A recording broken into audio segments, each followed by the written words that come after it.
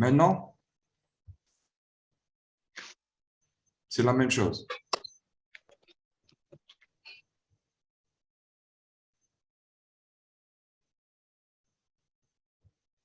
S'il vous plaît. Allô? أهلا.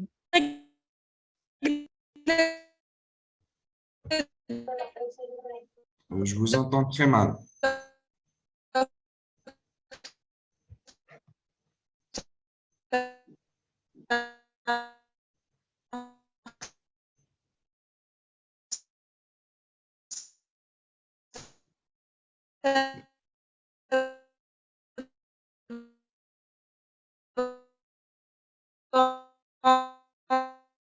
Maintenant, c'est en mode diaporama, docteur. C'est bon? Oui. Et s'il vous plaît, éteignez les micros, s'il vous plaît.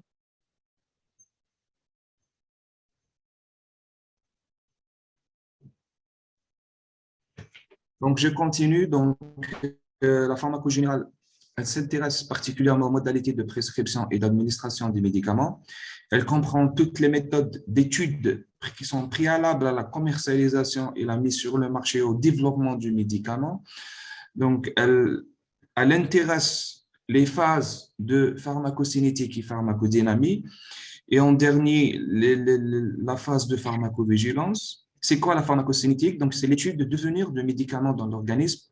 Ça sera le prochain, c'est-à-dire le prochain cours, c'est les étapes de pharmacocinétique. La pharmacodynamie, c'est l'étude des effets ou des actions des médicaments sur l'organisme. Tant pour la pharmacovigilance, c'est l'étude des liens de causalité probables qui peuvent exister entre un médicament et réaction indésirable dans une population.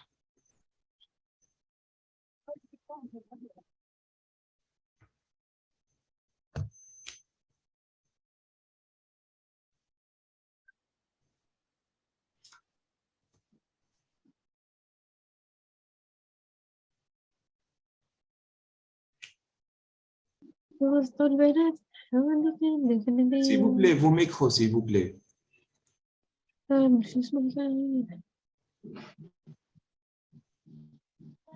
S'il vous plaît. On ne peut pas continuer comme ça, s'il vous plaît.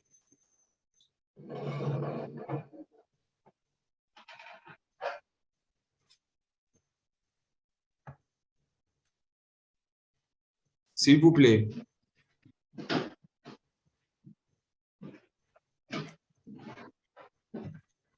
Donc, on continue avec la pharmacologie spéciale. Donc, c'est quoi la pharmacologie spéciale? C'est l'étude des médicaments regroupés par classe. Donc, il peut s'agir soit en fonction d'un critère simple de commodité d'un classement physiologique, par exemple. Si on veut parler des diurétiques, c'est tous médicaments qui ont action sur la filtration glomérulaire. Si on veut parler de médicaments anticoagulants, c'est tout médicament qui possède cette capacité d'anticoagulation. Les parasympatholytiques, donc c'est tous médicaments qui ont une action où ils sont sensibles sur les récepteurs parasympathomimétiques. Donc on peut aussi classer, si vous permettez, vous mutez les micros, s'il vous plaît. Donc on peut aussi classer la pharmacologie spéciale par spectre d'action. On peut les regrouper pour dire que c'est une famille d'antibiotiques, par exemple, puisqu'ils ont une action à large spectre sur une souche bien particulière. On peut les classer comme contraceptifs oraux, qu'ils soient microprogestatifs ou uniquement progestatifs. Les ANS aussi, donc en fonction de la sélectivité COX-1, COX-2, donc c'est un classement par spectre d'action. On peut les classer aussi par affinité thérapeutique. Les antipalludiens, ils agissent sur la souche responsable du paludisme. Les antistaphylococciques qui vont agir et détruire le staphylocoque aureus, par exemple. Les anticancéreux qui ont une action sur la cellule tumorale.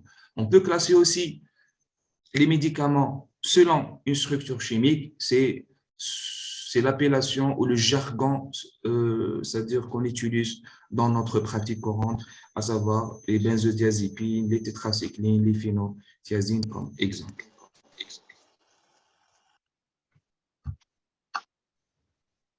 La pharmacologie fondamentale.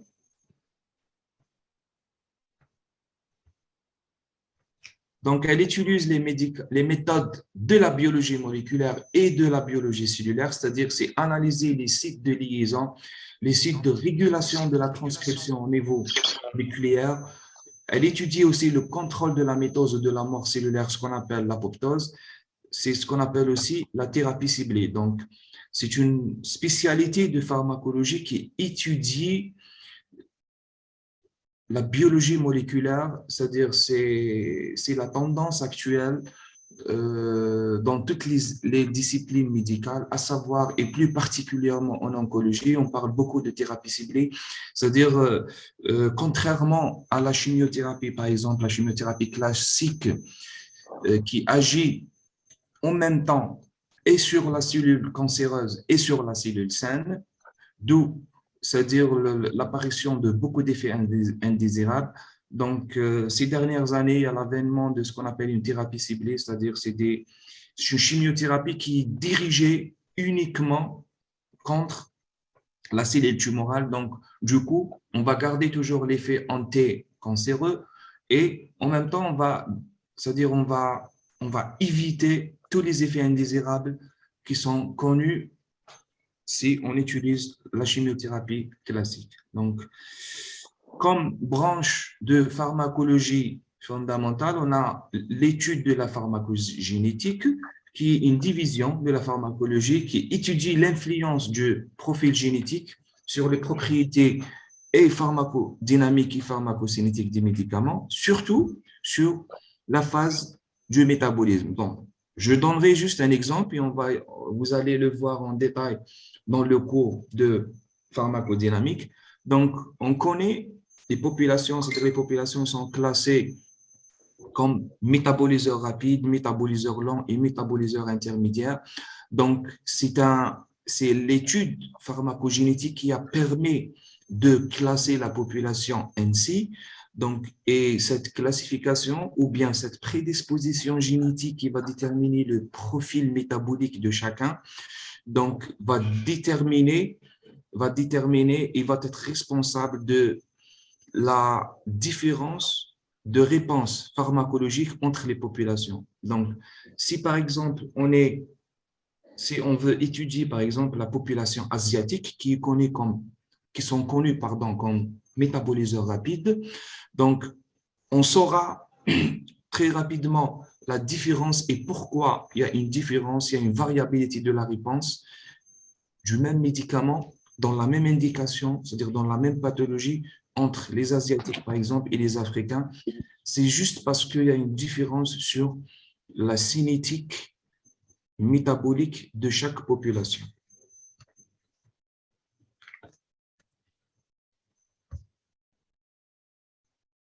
La pharmacologie clinique. Donc, la pharmacologie clinique, c'est une discipline, c'est-à-dire de plus en plus qui s'impose dans, c'est-à-dire les différentes disciplines ou spécialités médicales.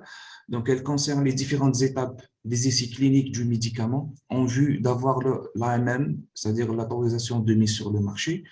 Donc, c'est l'étude continue dans le temps du médicament chez l'homme tout au long de sa carrière et l'application de l'expérience acquise à son bon usage et à la personnalisation du traitement pour un patient donné avec le meilleur résultat et le risque le plus réduit des effets indésirables.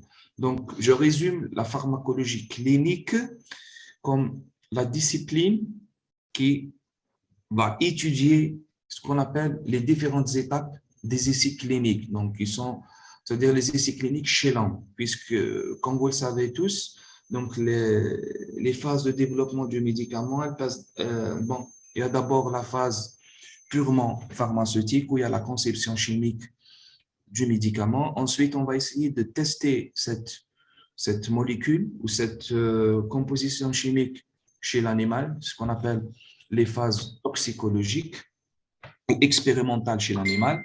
Après avoir définit les différents paramètres, ce qu'on appelle les paramètres pharmacocinétiques, et étudier la pharmacodynamie, la pharmacodynamie et quantifier l'effet de cette composition chimique sur l'animal, on va essayer de passer chez l'homme. Donc, les différentes phases qui étudient un nouveau médicament testé chez l'homme s'appelle la pharmacologie clinique. C'est quoi la pharmacothérapie? Donc, plus simplement, c'est la thérapeutique, c'est l'emploi des médicaments pour traiter les maladies. Par exemple, afin d'éliminer un agent infectieux, on aura recours à des antibiotiques. Atténuer les symptômes tels que la douleur, on aura besoin de ce qu'on appelle des antalgiques. Remplacer des substances absentes ou présentes en quantité insuffisante, par exemple comme l'insuline chez les diabétiques, comme les hormones thyroïdiennes chez une personne qui a subi une thyroïdectomie, par exemple. On va remplacer les hormones thyroïdiennes, c'est-à-dire en prescrivant de la lévothyrox, qui est une hormone synthétique qui va remplacer les hormones thyroïdiennes physiologiques après ablation ou bien thyroïdectomie. Donc, la connaissance de la maladie et sa pathologie, elle est nécessaire afin, c'est-à-dire d'utiliser rationnellement le médicament. Donc, pour la maîtrise, c'est-à-dire la maîtrise de la prescription, il me faut ce qu'on appelle des prérequis et sur la pathologie, c'est-à-dire la maladie, et aussi bien sur les caractéristiques du médicament. Donc, tout ça rentre dans le cadre de bon usage des médicaments dans telle ou telle pathologie. La pharmacoépidémie, donc, elle examine à la fois le bénéfice et les effets indésirables d'un médicament sur un grand nombre d'individus, une population. Donc, c'est l'étude de l'effet exercé par le large emploi ou l'utilisation des antibiotiques dans une communauté sur le type de pneumonie, par exemple, qui se développe. Donc, l'efficacité des médicaments afin de modifier le temps de mortalité, par exemple. C'est la discipline qui étudiait, par exemple, l'incidence ou bien plutôt l'incidence. On va terminer dans 10 minutes. Donc, c'est la discipline qui étudie l'incidence du diabète, par exemple, ou bien l'évolution du diabète sous traitement antidiabétique oral, par exemple. Donc, tout ça, c'est la pharmacoépidémiologie qui va étudier ces paramètres-là.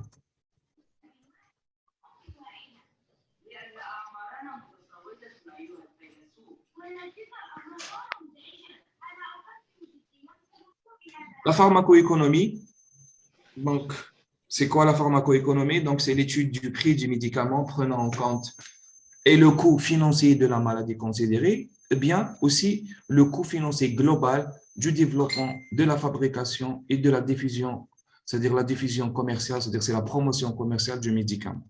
Donc, on a un coût direct qui est lié au coût du traitement et on a aussi ce qu'on appelle les coûts indirects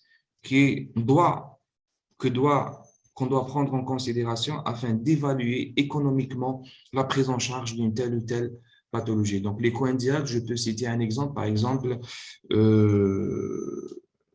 la tubulure, par exemple, pour une perfusion. Donc, c'est un coût indirect qui n'est pas comptabilisé pour traiter, par exemple, un érysipèle pour une durée d'hospitalisation bien précise. Donc, voilà, c'est ce qu'on veut dire par rapport au coût indirect de médicaments, de la prise en charge. Donc, la pharmacoéconomie est l'application aux produits pharmaceutiques, à savoir médicaments et dispositifs médicaux, de l'évaluation économique.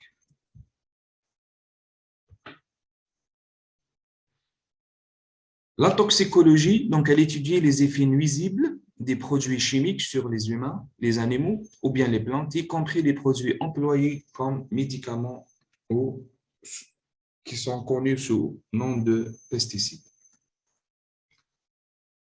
Donc, on a terminé avec la première partie. Maintenant, on va passer aux médicaments proprement dit, on va essayer de définir c'est quoi les bonnes pratiques d'utilisation, de prescription, c'est quoi la dénomination, c'est quoi les catégories du médicament. On va essayer de voir tout ça dans la deuxième partie. Donc, c'est quoi?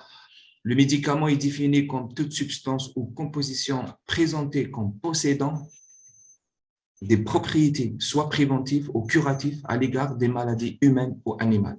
Donc, il s'agit de tout produit pouvant être administré à l'homme ou à l'animal afin d'obtenir ou d'établir un diagnostic médical ou bien restaurer, corriger ou modifier leur fonction organique. Donc, restaurer une fonction organique, je dirais les antidiabétiques oraux, afin de restaurer le taux d'insuline dans le corps humain afin de réguler la glycémie, donc corriger, je dirais, comme par exemple un antibiotique, je donne un antibiotique afin d'éradiquer une bactérémie, par exemple, modifier une fonction organique, je donne par exemple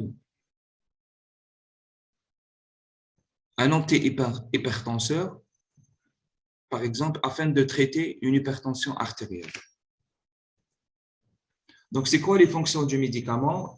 Le médicament dispose de plusieurs fonctions, à savoir les fonctions thérapeutiques, donc c'est la plus habituelle et la plus utilisée. Donc, elle peut être soit dans un cadre préventif, qu'il soit individuel ou collectif, ou bien une fonction thérapeutique curative, soit étiologique, substitutive. Étiologique, c'est traiter, par exemple, je reste toujours sur l'exemple d'une hypertension artérielle. Substitutive, j'ai donné l'exemple, par exemple, tout à l'heure, de l'évothyrox, une hormone thyroïdienne, afin de substituer les hormones naturelles, ou bien symptomatique, je traite la douleur par un traitement antalgique.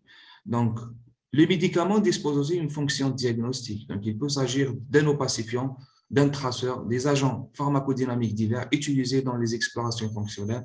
Donc, on a l'exemple des produits de contraste utilisés dans l'imagerie médicale, afin c'est-à-dire de suivre la perfusion, c'est-à-dire la perfusion d'un organe quelconque et étudier les différents temps de perfusion de ce médicament, plutôt de cet organe, par un produit de contraste. Donc, quelles sont les origines des médicaments? On va essayer de passer très rapidement par rapport à cette slide. Donc, on a l'origine et l'utilisation. Les médicaments peuvent être d'origine végétale, donc comme les plantes entières ou une partie de plantes, comme les tisanes, donc les feuilles de menthe, utilisées comme des sédatifs, les racines de réglisse comme un diurétique, et et hypertenseur aussi, donné dans le traitement, plutôt dans les situations d'hypotension ou d'hypovolémie. Donc, les produits d'extraction après purification, par exemple, les alcaloïdes, les kinines, les morphiniques, les hétérosides comme les digétalines utilisées en cardiologie et les gommes comme les mucilages et les laxatifs utilisés dans la régulation du transit. Voilà. Donc, le médicament aussi peut être d'origine animale, qu'il soit tiré d'un organe, des glandes ou tissus humaine ou animale, surtout le sang et ses dérivés. Donc, on a l'exemple de l'albumine humaine, par exemple, qui est un produit de sang, de dérivés des animaux. Donc, on a les principes actifs obtenus après une extraction hormonale, comme les gonadotrophines et les enzymes. On a les enzymes, c'est-à-dire on a une centaine d'exemples sur les enzymes animales, comme la trypsine, par exemple. Le médicament peut être synthétique, donc comme molécule complexe obtenue par des méthodes de synthèse de chimie organique, donc comme le paracétamol, synthèse totale, la chloramphénicol, l'aspirine, les antibiotiques, ou bien transformation de molécules déjà connues et synthétisées, comme les pénicillines. Un médicament issu de la biotechnologie, ce qu'on appelle la biogénétique, donc par des méthodes de génie génétique, on fabrique des substances naturelles qui ont un poids moléculaire très important et qui ont toutes les caractéristiques de leur modèle humain, à savoir, donc, on a l'exemple des hormones comme l'insuline, donc il est issu de la biotechnologie, les facteurs de croissance hématopoïétique qui sont donnés en cas, par exemple, d'une neutropénie, par exemple. Les cytokines, c'est les médiateurs pro-inflammatoires comme l'interleukine 2 et les INF, par exemple. Le médicament aussi peut être issu de la microbiologie, donc surtout les vaccins, comme vous connaissez tous à partir de vaccins ou virus, donc le BCG, le vaccin antigrippal. Comme il peut être, c'est-à-dire les antibiotiques comme la pénicilline obtenue à partir de champignons du genre Penicillium.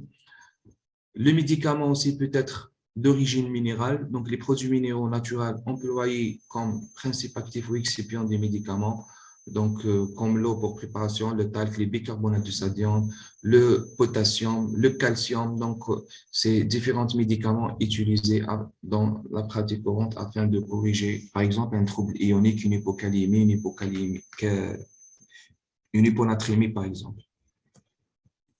Donc, la classification, donc les médicaments sont classés en 4 catégories. Donc, on a les médicaments officinaux, donc ils sont définis comme tout produit pharmaceutique préparé à l'avance selon une formule bien définie, inscrite dans un recueil qui est la pharmacopée ou le codex. Donc, on a la deuxième catégorie, ce qu'on appelle les médicaments magistraux. Donc, c'est des produits ou médicaments préparés, c'est-à-dire en même temps, extemporanément, dans l'officine, en exécutant une prescription médicale qui en précise la formule est détaillée et destinée à un malade particulier. Donc, ce que vous voyez ici, c'est-à-dire en Algérie, on n'a pas, c'est-à-dire ce genre de médicaments, mais par exemple en Afrique centrale, ils utilisent toujours ce genre de préparation. Donc, vous partez avec une prescription médicale. Donc, ce qu'on appelle les médicaments, une préparation magistrale. Donc, c'est sur place, le pharmacien, il te prépare les médicaments en fonction de la quantité prescrite. Donc, vous n'aurez pas de perte. C'est parmi, c'est-à-dire les objectifs principaux de cette notion, bien de cette préparation magistrale. Donc, il n'y aura pas de perte. Vous aurez exactement le nombre de comprimés prescrits pour la durée bien précise sur l'ordonnance. Donc, on a aussi les préparations hospitalières. Donc, c'est des médicaments qui sont préparés aussi sur prescription médicale hospitalière à l'avance ou extemporanément dans la pharmacie de l'établissement de santé. Ils sont destinés à être délivrés. Oui. OK, donc je termine. Donc, On arrive à voir, mais c'est toujours Miché en diaporama. je suis en diaporama, c'est un souci. Moi, je suis en diaporama.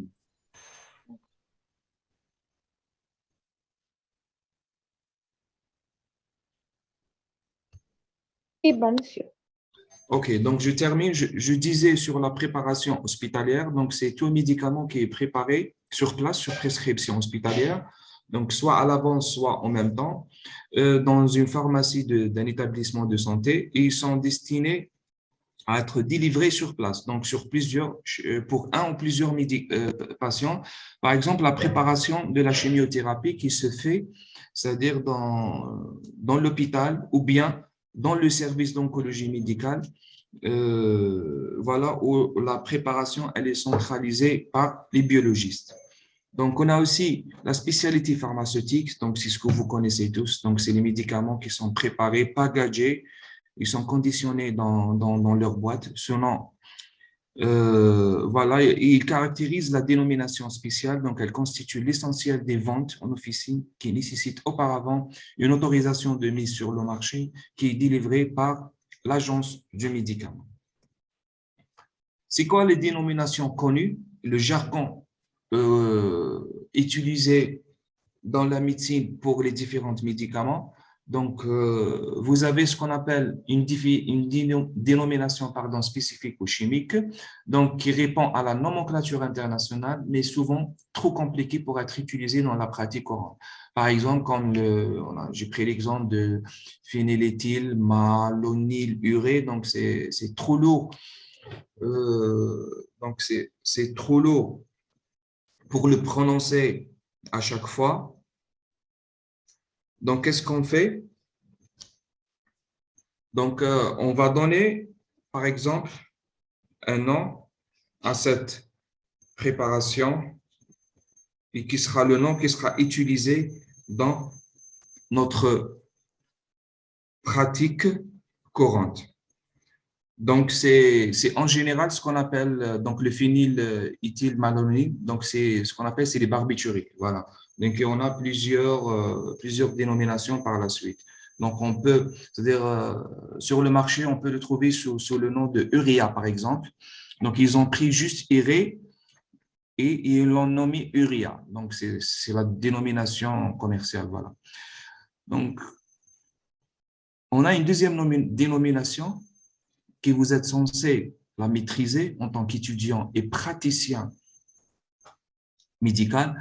Donc, c'est la dénomination commune internationale, ce qu'on appelle la DCI. Donc, le jargon, notre prescription, on est censé prescrire en DCI. Donc, c'est quoi la DCI? C'est l'attribution à chaque principe actif, un nom simple et utilisable dans tous les pays. Donc, proposé par l'OMS, l'Organisation mondiale de la santé, comme par exemple les phénobarbitales, par exemple, le paracétamol et non pas le paralgon, par exemple.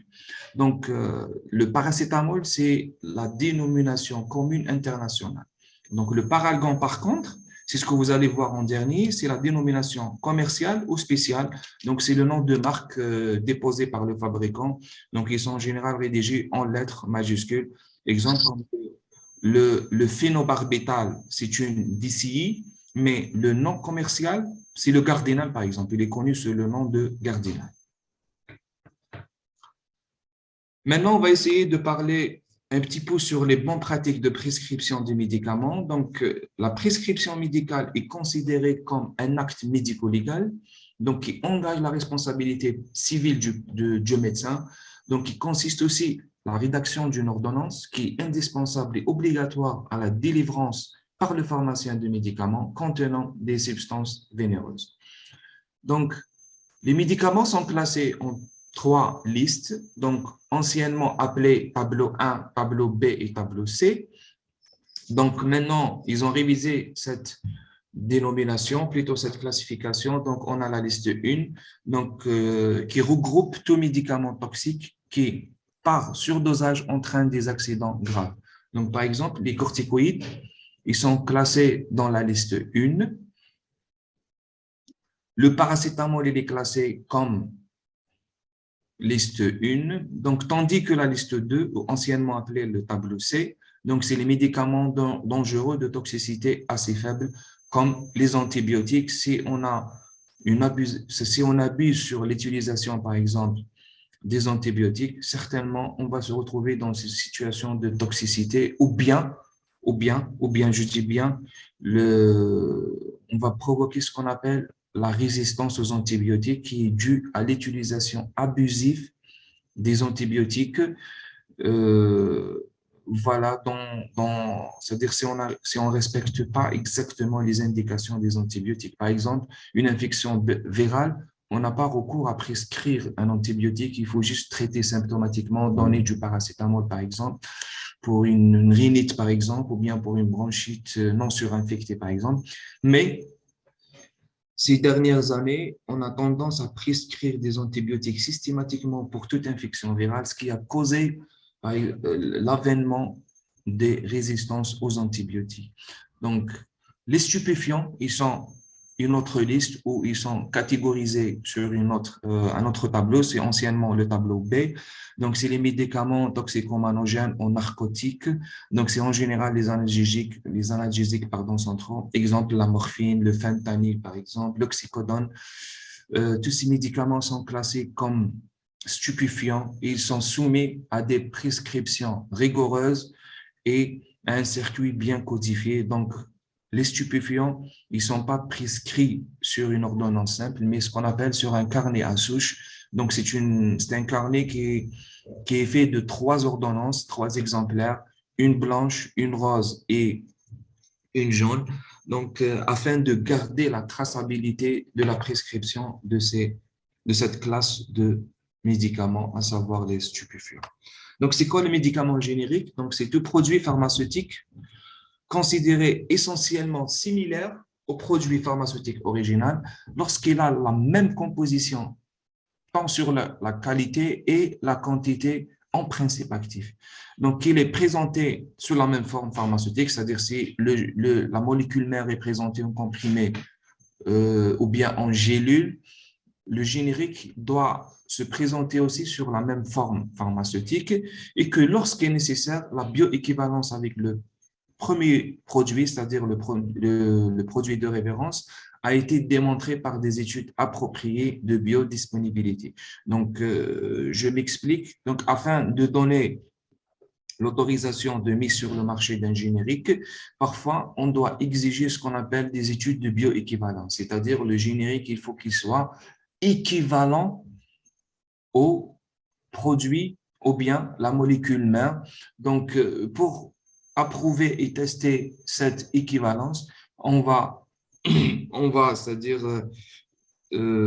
proposer ce qu'on appelle des études de biodisponibilité et doser le principe actif dans le sang, c'est-à-dire le principe actif pour le générique et le comparer à ce qu'on appelle au profil pharmacocinétique ou bien l'air sous la courbe, c'est-à-dire c'est l'index d'exposition du médicament, c'est-à-dire c'est l'évolution des concentrations de la molécule dans le sang au fil de temps. Donc, il faut qu'il soit similaire, c'est-à-dire il y a deux courbes à comparer, il faut qu'ils soient similaires afin d'approuver l'équivalence d'un produit générique par rapport à la molécule mère. Et on terminera par la notion de placebo et nocebo. C'est quoi placebo? Donc, c'est une préparation qui ne contient pas de médicaments en rapport avec la maladie et prescrit au sujet dans le but de lui faire croire qu'il prend un traitement ou bien un médicament. En général, le placebo, on le donne pour c'est-à-dire des personnalités ou bien des profils bien particuliers. Donc, c'est des malades qui fréquentent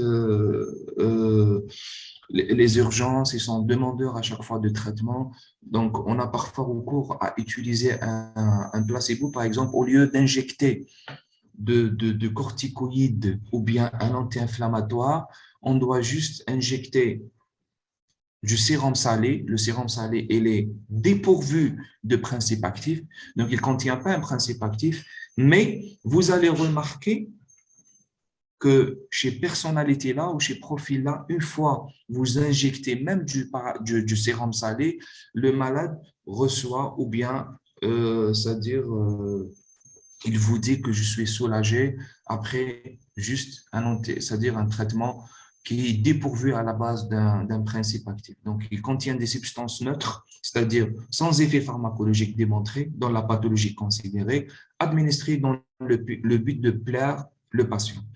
Donc, c'est un médicament absolument inactif par définition. Donc, l'effet placebo, donc c'est tout effet psychophysiologique. Vous voyez ici qu'on parle de profil psychologique produit par le médicament placebo.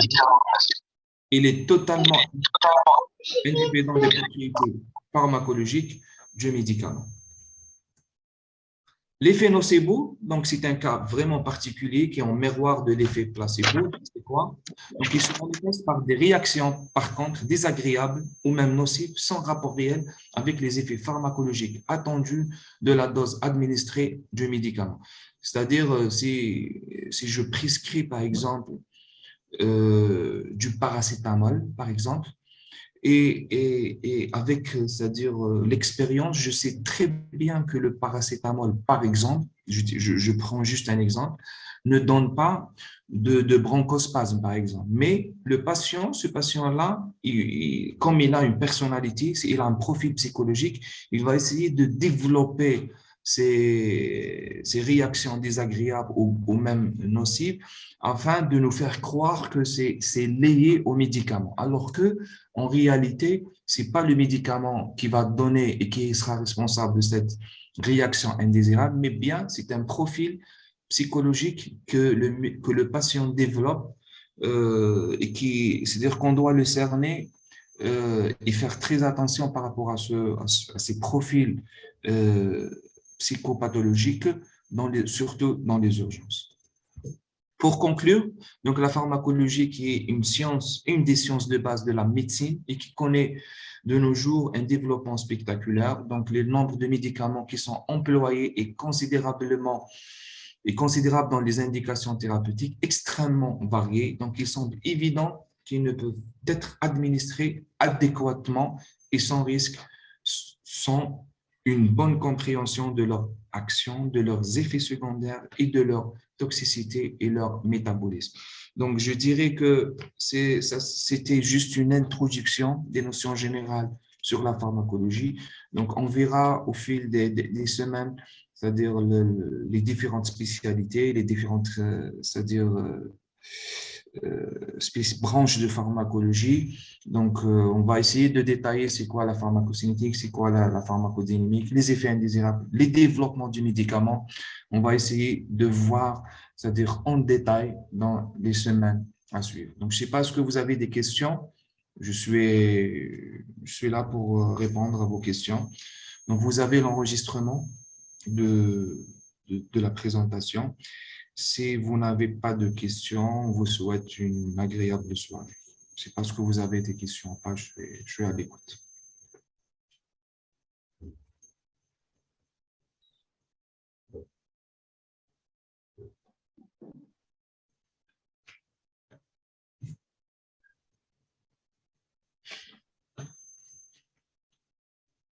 Il n'y a pas de questions?